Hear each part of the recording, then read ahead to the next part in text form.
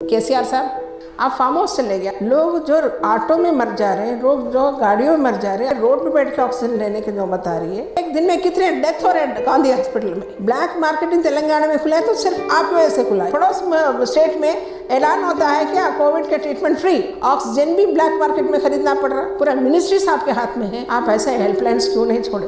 इतना worst condition में तेलंगाना आज है। मरे तक तो सांस लेने दो, दवा नहीं तो नहीं, कम से कम मरे तक सांस तो लेने दो। क्या सबके जान एक बराबर नहीं है? बिस्मिल्लाहिर्रहमानिर्रहीम। मैं खालिदा परवीन, सोशल एक्टिविस्ट हैदराबाद। इस कोविड-19 की इस महामारी के इस दौर में 24/7 काम करने की कोशिश करते हुए कुछ एहसासात हमारे चीफ मिनिस्टर साहब के साथ शेयर करना चाहती हूँ। ये मेरा ही नहीं है बल्कि हमारे आवाम के दिल की आवाज़ है। मुख्तलिफ़ व्हाट्सएप ग्रुप में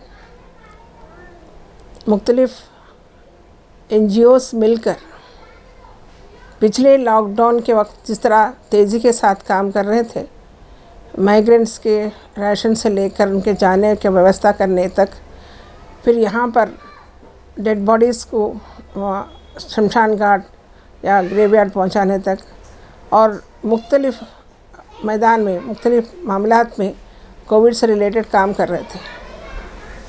और वही लोग आज फिर दोबारा डबल स्ट्रेंथ से मैदान में हैं। हमारा एहसास ये है, हमारा फ़ोन को चैन नहीं है कि एक एक मिनट पर कॉल्स आते हैं हमारे पास कि प्लाज्मा चाहिए, किसी को ऑक्सीजन सिलेंडर चाहिए, कि रामदेसिविर इंजेक्शन चाहिए, किसी को पल्स ऑक्सीमीटर चाहिए, इस तरह हॉस्पिटल में बेड चाहिए, आईसीयू बेड चाहिए किसी को। इस तरह के कई डिमांड्स, डिमांड्स नहीं कह सकती हूँ, रिक्वायरमेंट्स, उनके आवाज़ें हम सुनते हैं। उनके रिक्वायरमेंट्स इतने ज़्यादा हैं, प्रोविज़न हमारे पास नहीं है। और हमारे पास जो सोर्स ऑफ इंफॉर्मेशन होता है, उस इंफॉर्मेशन ज़रिए हम अगर उन तक बेड का इंफॉर्मेशन पहुंचाए, ये पहुँचे तक बेड फिलअप हो जाता है। ऐसा कई ऐसे हादसे होते गए। तो मैं चीफ मिनिस्टर केसीआर साहब से मैं सवाल करना चाहती हूँ, और गुजारिश भी ये है कि क्या मुश्किल है कि अगर एक वाइड ब्रॉड प्लेस में एक टेम्पररी कोविड ट्रीटमेंट का कोई शेल्टर बना दिया जाए? क्या मुश्किल है क्या? या कुछ शादी खाने लेकर, या कुछ गवर्नमेंट प्रॉपर्टी लेकर, या कुछ नहीं तो कम से कम वक्त प्रॉपर्टीज़ पड़े हुए हैं उसके ऊपर सही कि टेम्पररली कोविड ट्रीटमेंट के लिए। एक तो होता है कि आईसीयू बेड वाला, वो तो हॉस्पिटल में भी मुहैया कर सकते हैं, लेकिन ऑक्सीजन के सिलसिले में लोग जो ऑटो में मर जा रहे हैं, लोग जो गाड़ियों में मर जा रहे हैं, ऑक्सीजन सिलेंडर के लिए, ऑक्सीजन के लिए रोड पे बैठ के ऑक्सीजन लेने की जो बता रही है कि कम से कम इनको एक शेल्टर तो होता है वहाँ पर, एक आध कंसल्टेशन, ऑनलाइन डॉक्टर तो वहाँ मौजूद होता है, कोई नहीं तो एक लेमन कम से कम जो डेडिकेटेडली जो फील्ड पे आकर मैं काम करूँगा, कोविड पेशेंट को उठाऊँगा बिठाऊँगा बोलने आने वाला, वो कम से कम एक हैंड तो वहाँ पे होता है। ये करना क्यों मुश्किल लगता है? जबकि एयरटेल राजेंद्र साहब के पास हम लास्ट ईयर पूरे NGOs मिलकर गए थे, अपील किए थे, हम आपके साथ हैं, गवर्नमेंट के साथ। आज केसीआर साहब, आप NGOs के साथ लेकर ये काम क्यों नहीं करते?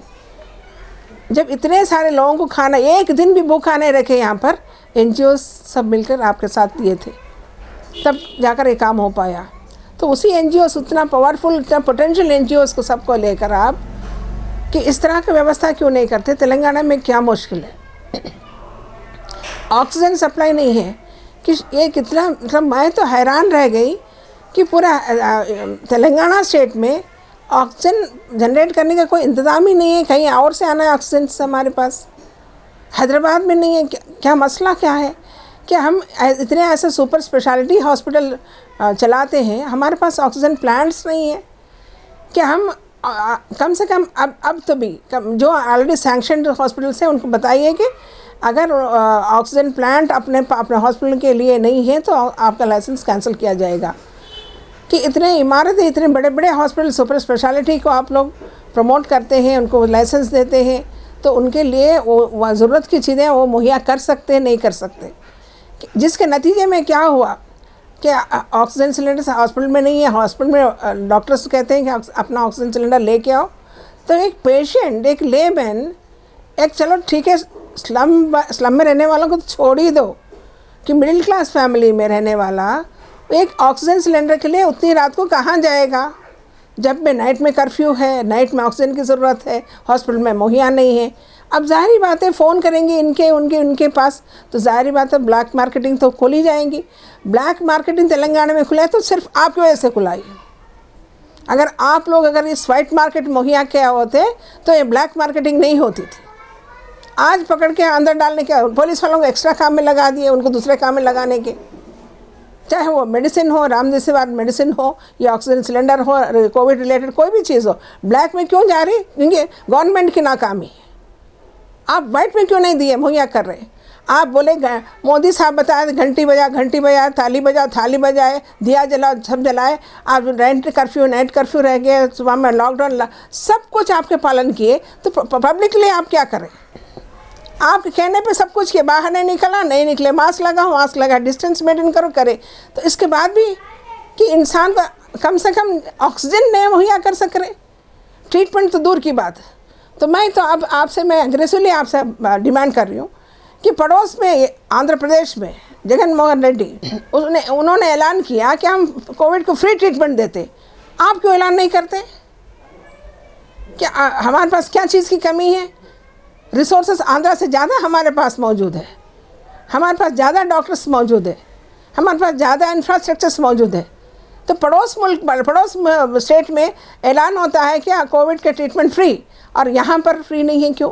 ऑक्सीजन भी ब्लैक मार्केट में ख़रीदना पड़ रहा। 4 ऑक्सीजन सिलेंडर ब्लैक में करने वालों को अंदर कर दिए, चल्लापल्ली में कर दिए, हो गया, और नहीं बाज़ार में। मैं खुद मेरा फ़ोन में खुद आप देख सकते हैं, चैट आपको दिखा सकते मैं कि हम किसी इंजेक्शन के लिए मांगे तो बोले 48,000 में मैडम एक वायल है। मैं हैरान रह गई। हमारे जैसे लोग जो सर्विस ओरिएंटेड है, हमारे साथ ही ऐसा हम कैसे समझे कि सामने वाला ब्लैक मार्केटर है, नहीं है। और ज़ाहिर बात है कि उसमें मेडिकल शॉप में 5,000 में मिलना है, बाकी के जो पैसे एक्स्ट्रा, ये सब ब्लैक मार्केटिंग है। लेकिन एक इंसान अपना बाप का जान बचाने के लिए बेटा 48 के 1 लाख रुपये में खरीदेगा, वो जिसके पास पैसा है, बेटे की ज़िंदगी के लिए बाप खरीदेगा। आप वो ब्लैक मार्केटिंग का वे ओपन क्यों करें? जब आपको मालूम है कि आप पूरा मिनिस्ट्री आपके हाथ में है, पूरा कम्युनिकेशन आपके हाथ में है, आपके पास जो चीज़ नहीं है बाहर से पहले क्यों नहीं मंगा ली? क्या केसीआर साहब, जिस तरह आपके सेहत है, आपके सेहत के लिए पूरे तेलंगाना वाले दुआ करें। अच्छी बात है, आप सेहतयाब होकर आ गए। आप फार्म हाउस चले गए, आइसोलेशन के लिए बहुत बड़ा अच्छा प्लेस था, आपके साथ में डॉक्टर्स चले गए, फिर ब्लड टेस्टिंग के लिए आप इधर आके आपके लिए VIP ट्रीटमेंट चला। क्या सबके जान एक बराबर नहीं है? अपनी जान है, दूसरों की जान क्या है? तड़प के मर रहे हैं। 3 साल की बच्ची ऑक्सीजन नहीं मिलने की वजह से कल रात मर गई। कितने दास्तान हम सुनाए। फ़ोन को चैन नहीं है हम लोगों का। हम एक छोटे NGO चलाने वाले, हम लोग इतना सब कुछ भाग दौड़ करके रात दिन एक कर हेल्पलाइन के ज़रिए हम लोग इतना कर सक रहे हैं। पूरा इंफ्रास्ट्रक्चर, पूरा मिनिस्ट्रीज आपके हाथ में है, आप ऐसे हेल्पलाइंस क्यों नहीं छोड़े? अरे हम सब फ्री सर्विस देने के लिए तैयार है भाई, हम लोग को बुला लो। आप ऐसे NGOs को कॉल करो, पूरे लोग आ जाएंगे। अपने लोगों की जान बचाने के अलावा दुनिया में रहे क्या गया? अगर हम बचेंगे तो आगे कुछ है, अगर हम बचेंगे नहीं तो क्या है? इतना वर्स्ट कंडीशन में तेलंगाना आज है। कब्रिस्तान में जाके देखो, कब्रिस्तान में जगह नहीं है, इतनी लाशें जल रहे हैं। और इसके सोने पे सुहागा आप छुपाते हैं भी कि डेथ का नंबर छुपाते। कोर्ट आपको ऑर्डर करती है कि सही तरीके से हमको आंकड़ा बराबर दो। कोविड के मामले में कुछ ज़्यादा हम बोलना नहीं है, इसलिए हमने बोला नहीं, लेकिन हमको पता चला कि एक दिन में कितने डेथ हो रहे हैं गांधी हॉस्पिटल में। ठीक है, रिकवर होकर आने वालों का संख्या भी बहुत होगा, लेकिन फिर इतने सारे लोगों का डेथ होना एक देश में और एक अपने तेलंगाना में, कितना हाई अलर्ट। और सबसे ज़्यादा ऑक्सीजन तो प्रोवाइड कर दो भाई, ऑक्सीजन तो मिलने दो, कम से कम मरे तक तो सांस लेने दो, दवा नहीं तो नहीं, कम से कम मरे तक सांस तो लेने दो। मेरा ये अपील है कि फौरी तौर पर आप जैसा जगन एपी में ऐलान किए हैं, ऐसा कोविड फ्री ट्रीटमेंट का आप ऐलान कर दीजिए और ऑक्सीजन फुल फ्लेज यहाँ पर मुहैया कीजिए। Thank you very much.